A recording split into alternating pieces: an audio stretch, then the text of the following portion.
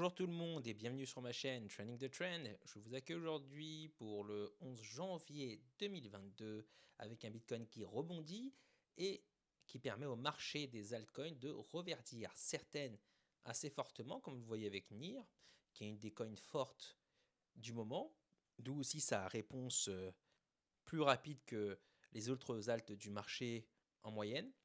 Autrement, sans attendre, on va plonger immédiatement dans la charte du Bitcoin en daily.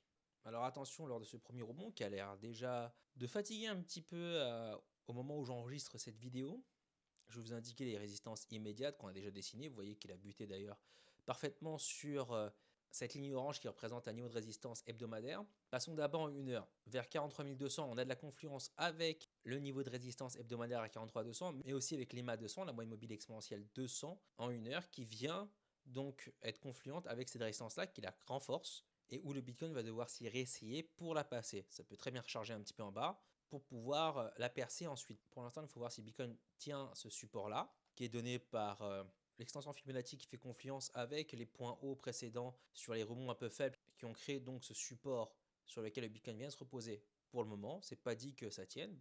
On va voir ce que ça va donner. En 4 heures, juste là-haut, à peine plus haut, et dans la même zone, donc à 43 400 environ, on a l'EMA 55 qui a joué un grand rôle de résistance sur toute la descente. Allons voir ça précédemment. Vous voyez qu'ici dans la zone de 45 000, 47 000 environ, à chaque rebond, l'EMA 55 vient jouer le rôle de résistance une fois, deux fois, trois fois, avant une baisse prononcée du Bitcoin. Lors d'un des rares rebonds significatifs du Bitcoin, on est venu justement battre cette résistance EMA 55 pour aller chercher l'EMA 200 qui faisait confluence avec le niveau des 52 000 où le Bitcoin s'est cassé les dents pour se retourner par la suite.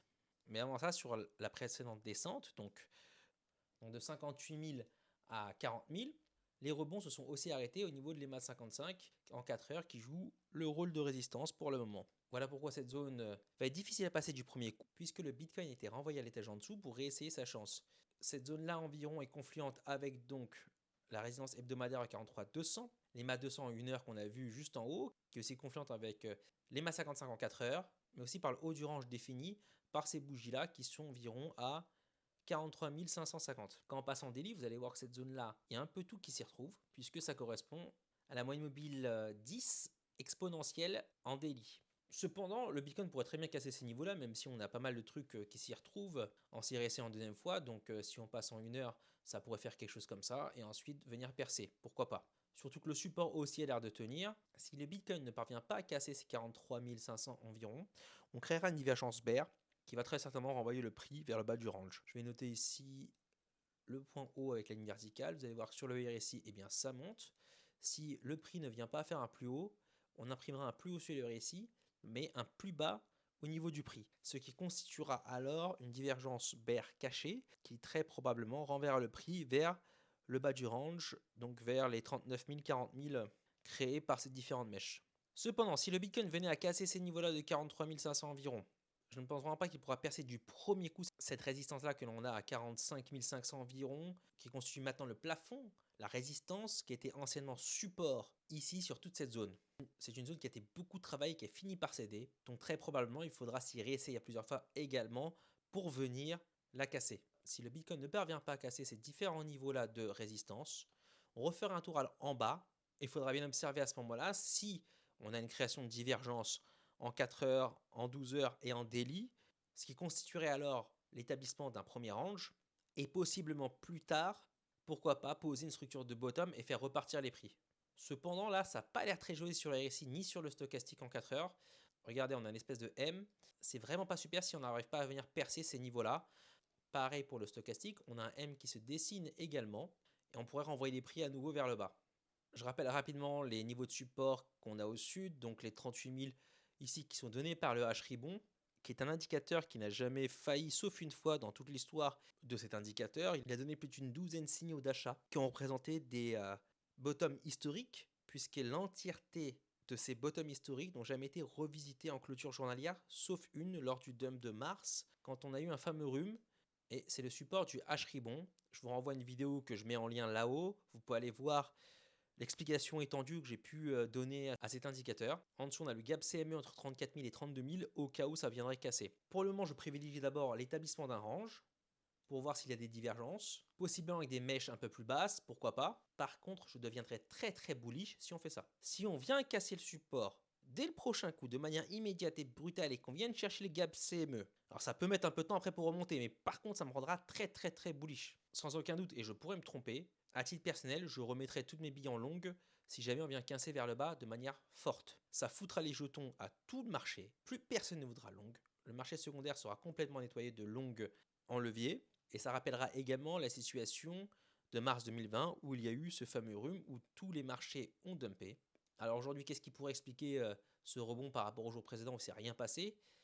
Et c'est qu'un début de rebond, il pourrait très bien foirer parce qu'on n'a pas fait grand-chose en réalité. C'est la prise de parole de Jérôme Powell, le boss de la Fed, du Trésor américain. Je ne sais pas trop ce qu'il a dit parce qu'il est en train de parler. Il a peut-être fini de parler, mais j'ai pas trop vu ce qu'il a dit. Donc peut-être juste rien de spécial en disant que finalement il a continué son cap et donc ça rassure tout le monde parce que ce ne sont pas des mauvaises nouvelles. Ou peut-être alors a-t-il adouci la politique monétaire qui risque d'être moins généreuse en liquidité? Je ne sais pas, il faudra les vérifier, mais les marchés ont déjà réagi, du moins le Bitcoin. Je ne suis pas allé encore voir le marché traditionnel parce que je rentre à peine du travail et je voulais vous faire cette vidéo assez rapidement.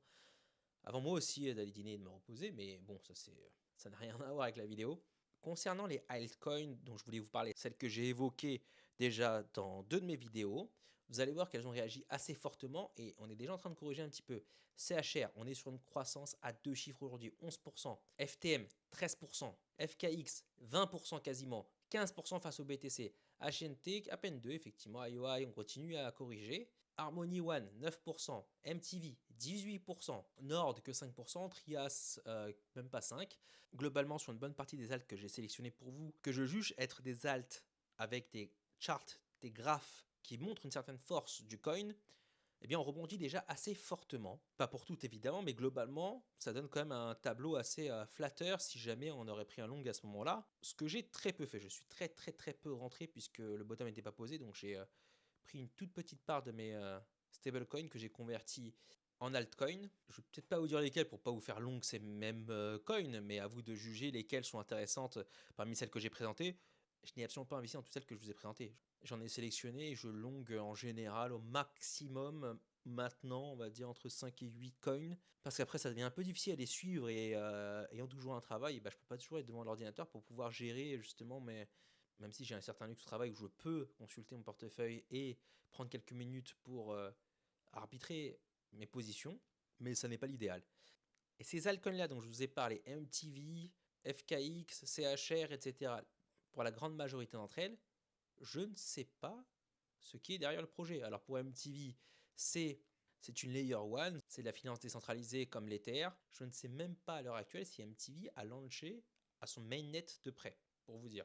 Mais ça rebondit déjà fortement. On a bien trouvé une résistance au même niveau après que le Bitcoin, c'est-à-dire sur son EMA 10 en journalier. Par contre, graphiquement, ce que ces alts me disent, c'est qu'en cas de rebond de reprise du Bitcoin, c'est ces alts, pour une grande partie d'entre elles, qui vont démarrer en premier et le plus fortement. Quand vous regardez un graphique, c'est simplement la traduction de la psychologie humaine. Oui, il y a des bots, mais les bots sont pilotés par des humains, c'est-à-dire qu'ils sont programmés pour agir d'une certaine manière selon les buts que son propriétaire lui a donné avant. Si une charte est haussière, elle donne un sentiment, elle confirme qu'il y a un intérêt suscité auprès du public qui vient y mettre ses sous.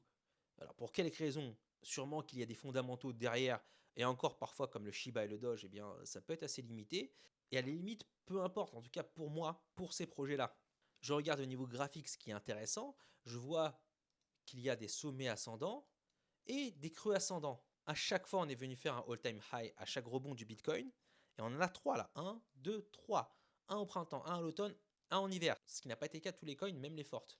Mais les investisseurs, les retail, ou même les bots ou d'autres personnes ont trouvé intéressant ce projet-là pour une raison ou pour une autre et sont venus y mettre leurs sous. De fait, lorsqu'il y aura une reprise de marché, parce que je ne pense pas qu'on y est tout à fait là, c'est d'ailleurs pour ça que je ne suis pas rentré totalement en long, une toute petite partie, c'est-à-dire que j'ai pu mettre à peu près peut-être 10% de mon capital là pour long seulement, et je suis encore à 90% out. Peut-être aurais-je tort, peut-être devrais-je racheter plus haut, je ne sais pas. Mais ça n'est pas l'hypothèse que je privilégie parce que je n'ai pas encore vu de structure de bottom se créer, et notamment des divergences sur les time frames importantes pour moi en tout cas, c'est-à-dire au moins le daily. Dernière chose avant de vous quitter, je voulais vous parler de la dominance Bitcoin qui arrive à reprendre des couleurs. On repasse maintenant au-dessus des 40% de manière confortable. En une heure, ça se verra mieux.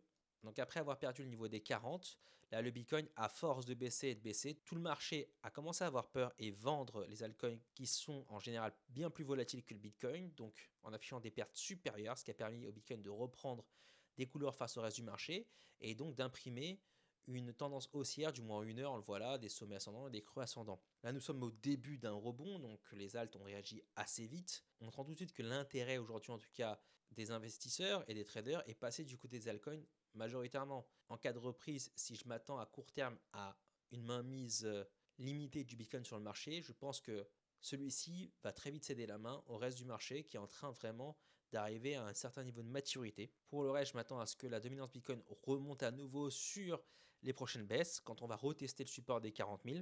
C'est mon hypothèse privilégiée. Je ne dis pas que ça va arriver. Ça pourrait très bien exploser par le haut au vu du leverage qu'il existe sur le marché des dérivés, qui forcerait la short squeeze et peut-être un rebond immédiat et un rallye immédiat au-dessus des 45, 47 et pourquoi pas 50 000. Ce n'est pas l'hypothèse que je privilégie au vu des résistances fortes qui ont été établies parce qu'on a rangé pendant très longtemps sur certaines zones. Mais sait-on jamais, il faudra à ce moment-là voir ce qui se passe à l'étage au-dessus si le Bitcoin y arrive. Pour l'instant, on est toujours au range le plus bas. On est tout en bas avec une charte qui est encore globalement baissière. Mais on voit qu'on a un petit pattern d'accumulation déjà. En venant retester si on a un deuxième pattern d'accumulation avec des divergences qui se créent au niveau du RSI, au niveau du stochastique, au niveau du MACD, etc. sur les timeframes intéressantes. Dans ce cas-là, oui, on pourra émettre l'hypothèse qu'un bottom ait pu être posé et qu'on repartira à la hausse. Pour l'instant, on n'a rien de tout ça, d'accord? Ça pourrait très bien se foirer là sur la résistance et hop, aller bien plus bas sur la prochaine correction. Et comme je vous l'ai dit, un prix qui plongerait immédiatement en dessous des 34 000 par exemple me rendrait immédiatement bullish. Je rentrerai sur le marché sans même me poser de questions. Je vous quitte avec la charte sur laquelle on a travaillé déjà depuis 2 semaines, les niveaux qui aujourd'hui en tout cas prennent tout leur sens et qui jouent leur rôle de support et de résistance. Maintenant reste à voir ce que le prix fait et les indications qu'il nous donne pour pouvoir ensuite se décider à long, short ou rester encore sur le côté. Peut-être avant de finir, je vais juste aller observer le marché dérivé pour voir ce qui se passe. Alors, non, on a des options qui remontent. Le pay interest remonte au niveau des futurs, au niveau du marché dérivé. Donc, on est à nouveau en train de mettre du levier. Alors, je ne sais pas si c'est en long ou en short. Je vais voir. Ça, c'est les marchés traditionnels qui rebondissent également. On est sur le S&P 500 ici.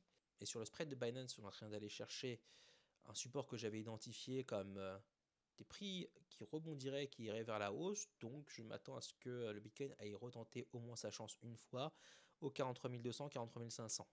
Là, c'est vraiment fini. Je vous remercie de m'avoir suivi. Je vous souhaite une très bonne soirée à tous et je vous dis à demain pour une nouvelle vidéo d'analyse Bitcoin.